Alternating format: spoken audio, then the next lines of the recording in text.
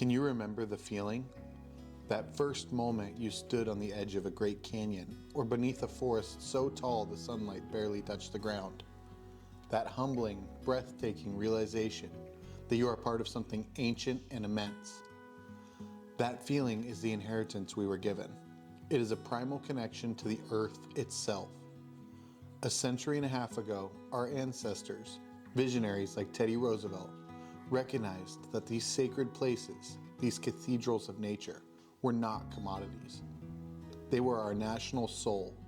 They set them aside through acts of profound foresight, creating the National Park System. This system is the gold standard of conservation, a promise made by one generation to the next. This beauty shall endure. But today, that inheritance is being silently forfeited. We have protected the land, but we are failing to protect our children's connection to it. Look at the statistics. Look at the world they inhabit.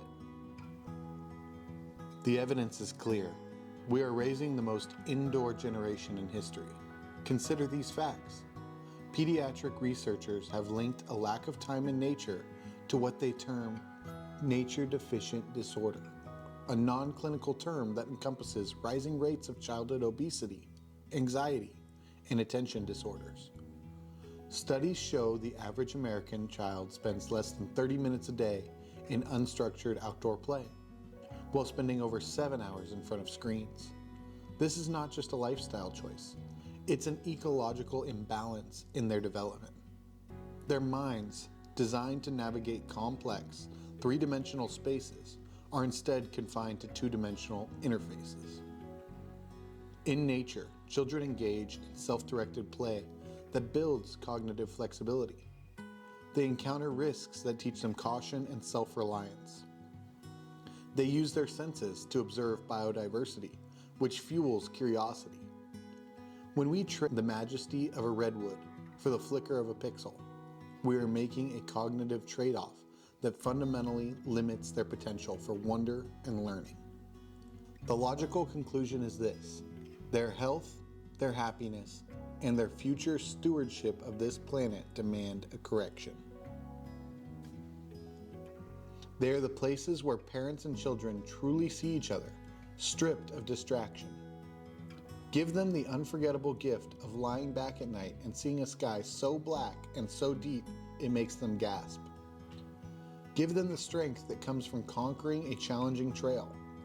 This is your duty as a parent, to introduce your child to the world you want them to love and protect.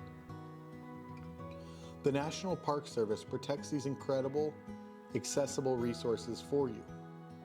They are maintained by dedicated rangers and scientists who believe in this heritage. Use their expertise. Use their trails. You don't need to be an expert hiker. You just need to be a willing participant in your child's discovery. We have upheld the promise to preserve the land. Now we must uphold the promise to bring our children to the land. Turn the devices off. Pack the car. Answer the ancient, essential call of the wild. The mountains are waiting. The canyons are waiting. Your legacy is waiting.